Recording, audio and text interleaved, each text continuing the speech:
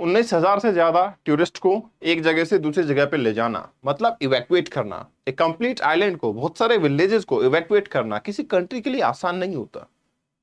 और आसान इसलिए भी नहीं है क्योंकि इकोनॉमिकल क्राइसिस तो है, उसके साथ साथ में पॉलिटिकल और सोशल क्राइसिस भी क्रिएट होते हैं। लेकिन अगर मैं बात कहूं कि ये सारे क्राइसिस आ रहे हैं आपके एनवायरनमेंट की वजह से, या फिर मैं बोलूं तो ये होंगे मेरे एनवायरमेंटल क्राइसिस। आखिर क्या हो रहा है ग्रीस के अंदर और ये ऐसा क्यों होता जा रहा है, इसके बारे में हम जानने और समझने की कोशिश करेंगे। देखिए, ग्रीस एक छोटा सा कंट्री जो कि मेडिटेरियन सी के अंदर देखने को मिलता है, वहां पे इमेंस वाइल्ड फायर देखने को मिली है। अब ये जो वाइल्ड फायर है, they are creating problem in the common life of the people, means people are unable to survive in those areas। अगर मैं डायरेक्टली बोलूं तो ये नेचर का एक कहर होगा। आप ये पिक्चर्स देख सकते हैं जिसके अंदर लगातार 6 दिन से स्ट्रेट फॉरवर्ड ग्रीस के अंदर आपकी वाइल्ड फायर जो है वो देखने को मिलती है। और वही ग्रीस जहां पे आपके क्या होते हैं, basically that area is situated in Mediterranean sea. अगर आप ये मैप देखेंगे तो let me draw for you, ये जो मैप है आपका, this is Africa and this is somewhere, यहां पे आपका क्या देखने को मिलेगा, ये जो पार्ट है आपका, ये है मेडिटेरेनियन सी। और यहां एक छोटा सा कंट्री है जिसका नाम है ग्रीस, जो एक आइलैंड कंट्री की फॉर्म में देखने को मिलता है। इस कंट्री के अंदर हमें पता लगा, फायर डिपार्टमेंट का कहना है कि हमने 19,000 लोगों को, करीबन 19,000 लोगों को यहां से आइलैंड से मूव आउट करवाया। और क्यों करवाया? ब्लेजेस की वजह से, जो आपकी फॉरेस्ट फायर देखने को मिली है उनकी वजह से, जिसमें मैन, वुमेन, चिल्ड्रंस, काफी सारे विलेजेस हैं, रोड्स, जो आपका आइलैंड है वहां से ये चीज देखने को मिली है। और लगातार 6 दिन हो गए यहाँ पे फॉरेस्ट फायर देखने को। अब आपको मैं बता दूं, ये एरिया टूरिज्म के लिए बहुत पॉपुलर है, मतलब लोग अपनी वेकेशंस के लिए यूजुअली यहाँ पे जाते रहते हैं और ये प्रॉब्लम अब यहाँ पे देखने को मिल जाती है। ग्रीक अथॉरिटी का कहना है कि it is the biggest operation to safely transport resident tourist, मतलब आज तक का सबसे, मैं बोलूंगा, बड़ा ऑपरेशन ग्रीस के अंदर ये एग्जीक्यूट किया गया है। मैं आपको एक और चीज बता दूं, ग्रीस की गवर्नमेंट वैसे बहुत वेलफेयर करती है। ग्रीस की गवर्नमेंट इतना वेलफेयर करती है कि वहां पे बार्बर जो है, नाई जो है, बाल काटने वाला, वो भी रिटायर होता है। मतलब ये हुआ कि वहां पे ह्यूमन की वैल्यूज का बहुत ज्यादा ध्यान रखा जाता है। और उस केस में इतने भयंकर क्राइसिस हो जाना, वो एडमिनिस्ट्रेशन के लिए काफी हद तक कॉम्प्लिकेशन क्रिएट करने वाला है। ग्रीस की बात की जाए तो ग्रीस के जीडीपी में 25% कंट्रीब्यूशन जो है वो आता है आपके टूरिज्म से। और अब अगर ऐसी सिचुएशन होगी तो यू कैन इजिली अंडरस्टैंड कि टूरिज्म की क्या हालत रही होगी यहाँ पे, और आने वाले टाइम पे लोग यहाँ पे जाने से किस तरीके से कतराएंगे। इंपॉर्टेंट चीज ये है कि यहाँ पे मिलते हैं पाइन फॉरेस्ट। पाइन फॉरेस्ट के बारे में मैं आपको बता देता हूं। ये जो वुड होती है, ये काफी ज्यादा वैल्यूएबल वुड है क्योंकि इसकी कैलोरीफिक वैल्यू काफी ज्यादा होती है। रीजन बहुत सिंपल है, इस वुड के अंदर लेस मॉइस्चर होता है। और बस लेस मॉइस्चर के अंदर अगर किसी तरीके से फायर यहां पे अवेलेबल हो जाए तो it will work like putting petrol into the fire. ठीक है ना भाई? आपकी जो वार्म एयर है, जो वार्म एयर यहां पे जाएगी, वहां पे ब्लो करेगी 100 किलोमीटर पर आवर की स्पीड से, वो सिरोका विंड जो है यहां पे ब्लो करती है। और इतनी ज्यादा स्पीड होने के साथ साथ में जो फ्रिक्शन क्रिएट होता है आपके ड्राई लीव्स के बीच में, उसकी वजह से इमेंस फॉरेस्ट फायर क्रिएट होती है। ग्रीस के अंदर अभी के टाइम पे 45 डिग्री सेल्सियस टेम्परेचर पहुंच चुका है। हाईएस्ट रिकॉर्ड जो पहले देखने को मिला था, इट वाज अराउंड 2007, जिसमें 44.8 degree Celsius highest temperature receive किया गया था। मतलब ये एक रिकॉर्ड ब्रेकिंग टेम्परेचर यहाँ पे देखने को मिल जाता है, जिसके अंदर ये जो हॉट ड्राई विंड जो है वो परफेक्ट फ्यूल का काम करती हुई नजर आती है। यही कारण है जिसकी वजह से ग्रीस के अंदर काफी सारे विलेजेस को इवैक्यूएट करवाया जा रहा है। बिगेस्ट आइलैंड जो आपका देखने को मिल रहा है, सेकंड बिगेस्ट आइलैंड जो देखने को मिल रहा है, सबको इवैक्यूएट करवाया जा रहा है क्योंकि फॉरेस्ट फायर काफी ज्यादा है।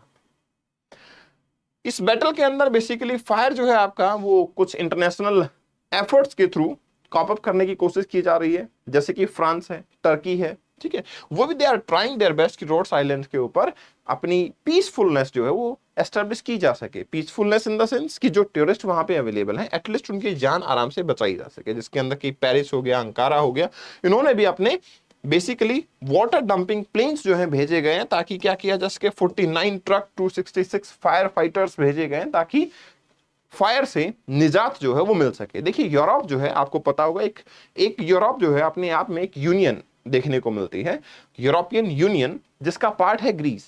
पहले भी यूरोपियन यूनियन ने ग्रीस की काफी ज्यादा मदद की थी जब ग्रीस इकोनॉमिक क्राइसिस में था।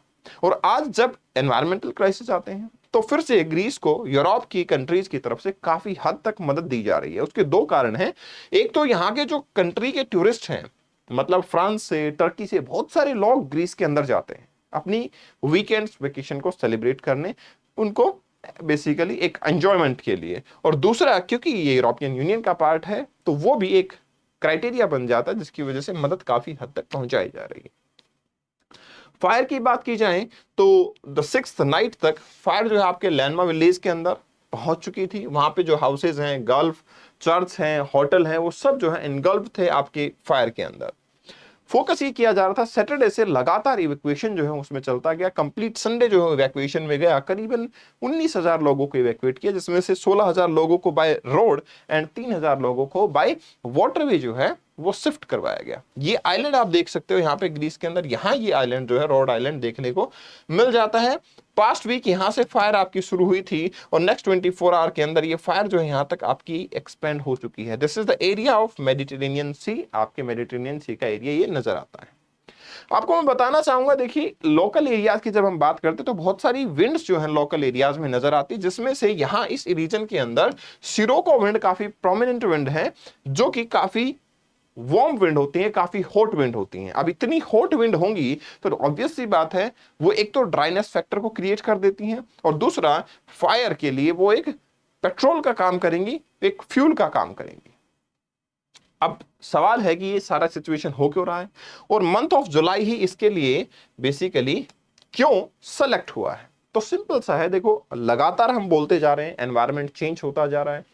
ग्रीक के मिनिस्टर ऑफ सिविल प्रोटेक्शन का कहना है कि 13 डिपार्टमेंट इसमें लगे हुए हैं, लेकिन हमें यह देखने को मिलता है कि स्टेट अभी हाईएस्ट अलार्म पे है due to this extreme risk of fire. In Athens की बात करते हैं तो आपका यह देखने को मिलेगा कि आर्किपेलागो के अंदर फॉरेस्ट फायर जो है वो बहुत ज्यादा हो चुका है और इवन टेम्परेचर कंडीशन इतनी एक्सट्रीम हो चुकी थी कि यहाँ पे जो स्टाफ थे, क्योंकि टूरिज्म 25% इनकी इकोनॉमी का कंट्रीब्यूट करता है, तो यहाँ पे स्टाफ जो है उन्होंने लगातार ये कंप्लेंट करना स्टार्ट कर दिया था कि इन कंडीशन में वर्क करना इज बिकमिंग ऑलमोस्ट इम्पॉसिबल। और 15 से 16 दिन माना जा रहा है कि ये कंट्री के अंदर आपकी जो विंड्स है, सिरोको विंड या मैं बोलूँ dry dust laden as well as आपकी जो विंड्स देखने को मिलेंगी वार्म, ये देखने को मिल जाएंगी। हालांकि एक और चीज रिलेटेड है सिरोको विंड से, वो होती है ब्लड रेन। क्योंकि ये सारा डेजर्ट से विंड आती है, तो सारा डेजर्ट से आने वाली विंड के लिए इंपॉर्टेंट ये हो जाता है कि वो डस्ट लेके आती हैं और मेडिटेरेनियन से आपका मॉइस्चर भी पिकअप करती हैं। बट क्योंकि यहाँ पे मॉइस्चर की कमी नजर आ रही है, इसलिए ये विंड काफी ड्राई है। हालांकि ये मॉइस्ट होनी चाहिए, बट ये काफी ड्राई विंड देखने को मिल रही है। धीरे धीरे आपका मॉइस्चर ऐड ऑन होगा, आने वाले टाइम पे ये चीजें नेचुरली भी कंट्रोल हो जाएंगी। बट स्टिल यहाँ पे टेम्परेचर इतना ज्यादा हो गया है, 45 डिग्री सेल्सियस तक टेम्परेचर पहुंच चुका है। दैट्स वाई आपको पता है कि वार्म विंड का मतलब होता है उसकी मॉइस्चर होल्डिंग कैपेसिटी का ज्यादा होना। ज्यादा होने का मतलब सिंपल है कि फिर रेनफॉल नहीं हो पाएगा। So that is the situation exactly going on, जिनकी वजह से आपकी बेसिकली सन बर्न जो है, फॉरेस्ट फायर जो है, ये बहुत ही रेगुलर एक्टिविटीज अभी देखने को मिल रही हैं। अगर मैं बात की जाए, लगातार 12 दिन तक हीट वेव जो है वो कंटिन्यूअसली ग्रीस में देखने को मिली थी लास्ट टाइम 1987 के अंदर, लेकिन अभी माना जा रहा है कि इस बार तो रिकॉर्ड काफी हाई होने वाला है, मतलब इससे भी ज्यादा दिन तक लगातार हीट वेव रहेंगी। दूसरा, 2007 में जैसा मैंने बताया कि 44.8 डिग्री सेल्सियस टेम्परेचर पहुंच गया था ग्रीस में, जो अब रिकॉर्ड ब्रेकिंग पहुंचा है 45 डिग्री सेल्सियस टेम्परेचर। तो मतलब हाईएस्ट एवर टेम्परेचर जो है वो ग्रीस में ऑब्जर्व किया जा रहा है। गवर्नमेंट जो है उनका कहना है कि भाई 16,000 लोगों को हमने इवैक्यूएट किया था और 3,000 लोगों को बाय सी इवैक्यूएट किया है। रेस्ट ऑफ द टूरिस्ट को हमने, मतलब 16,000 लोगों को हमने रोड के थ्रू और 3,000 को वाटर के थ्रू इवैक्यूएट किया जा रहा है, क्योंकि मेडिटेरेनियन सी पास में लगता है तो ऑब्वियसली वाटरवे जो है काफी इंपॉर्टेंट हो जाते हैं यहाँ पे। लेकिन यहाँ पे लोकल फायर सर्विसेज को कभी इतनी ज्यादा प्रिपरेशन करने की जरूरत नहीं पड़ी थी, क्योंकि एक और चीज मैं बताना चाहूंगा, ग्रीस जो है अगर क्लाइमेटिक कंडीशन की बात की जाए तो ये वार्म टेम्परेट रीजन में आता है और टेम्परेट रीजन अपने आप में ही वैसे माना जाता है कि ठंडे रहते हैं, तो इसके अंदर इतना टेम्परेचर पहुंचना इज रियली अलार्मिंग। आप सोच रहे होंगे सर इंडिया के अंदर जो है वो 45 डिग्री टेम्परेचर पहुंच जाता है, तो व्हाई वी आर सेइंग कि ये अलार्मिंग है। ये अलार्मिंग इसलिए है क्योंकि जैसे जैसे हम इक्वेटर से पोल की तरफ जाते हैं ना, तो टेम्परेचर काफी हद तक रिड्यूस होता है और रिड्यूस होने के अंदर अगर आप वार्म टेम्परेट के अंदर टेम्परेचर को 45 डिग्री सेल्सियस देख रहे हो, मतलब ग्लोबल वार्मिंग की हम एक्सट्रीम स्टेज के ऊपर पहुंच चुके हैं, जो हमारे लिए इन फ्यूचर काफी डेंजरस हो सकती है। और ये सवाल जो है वो सिर्फ ग्रीस का नहीं करना चाहता मैं ये करना चाहता हूं कि हम उड़ीसा के अंदर भी कितनी बार फॉरेस्ट फायर को देखते हैं, हम कितनी बार हम अदर अफ्रीकन नेशन के अंदर फॉरेस्ट फायर को देखते हैं। तो आज के टाइम पे ह्यूमनाइजेशन ऑफ नेचर जो हमने किया है उसको हम अपने पीक लेवल पे पहुंच चुके हैं। एनी हाउ हमें उसको कंट्रोल करने की रिक्वायरमेंट है, अच्छे स्टेप्स लेने चाहिए ताकि एनवायरमेंट से हम कोहेरेंस जता सके। और जो ऐसे कंट्रीज हैं यूएस जैसे, जो ये कहते हैं कि पेरिस क्लाइमेट समिट इनवैलिड है, कोई क्लाइमेट चेंज नहीं हो रहा है, ये तो हमारे पुराने टाइम से ही फॉरेस्ट फायर भी होते आए हैं, कोई आज नई चीज नहीं है, intensity is something which is new. 45 degree Celsius पिछले कभी भी रिकॉर्ड में ग्रीस में नहीं मेजर किया गया, जो अब मेजर किया गया, तो मतलब yes something different is happening and something unethical is happening. Finally we need to stop this. So what do you think, क्या डेवलप्ड कंट्री को रेस्पॉन्सिबिलिटी लेना चाहिए पेरिस क्लाइमेट समिट के लिए? And definitely whatever the columns are there in the Paris climate summit, हमें उसको right time है implement करने का, इसके बाद हमारे पास अपॉर्चुनिटी नहीं होगी। जाने से पहले मैं आप लोगों को बता देता हूं कि ज्योग्राफी की अगर आप तैयारी करना चाहते हो, इस टाइप की केस स्टडीज को यूज करके अपने एग्जाम्पल्स के तौर पे आंसर राइटिंग को बेहतरीन बनाना चाहते हो, 300 प्लस टारगेट करना चाहते हो, तो you can take admission in geography optional batch starting from 1st of August 2023। इस सेशन की पीडीएफ को डाउनलोड करने के लिए आप Kapil Bhardwaj official Telegram channel को ज्वाइन कर सकते हैं। यहाँ पे आपको बहुत सारे क्विजेस पॉल्स ये भी मिल जाएंगे, क्वेश्चन आप अप्लाई करना चाहते हो, क्वेश्चन ट्राई करना चाहते हो, तो आप यहाँ पे जा सकते हो, इसको ज्वाइन कर सकते हो। मुझसे बात करने के लिए आप Kapil Bhardwaj official is my insta handle, मुझे आप फॉलो कर सकते हैं, आप यहाँ पे मुझसे मैसेज कर सकते हैं। All the best, take care, bye bye.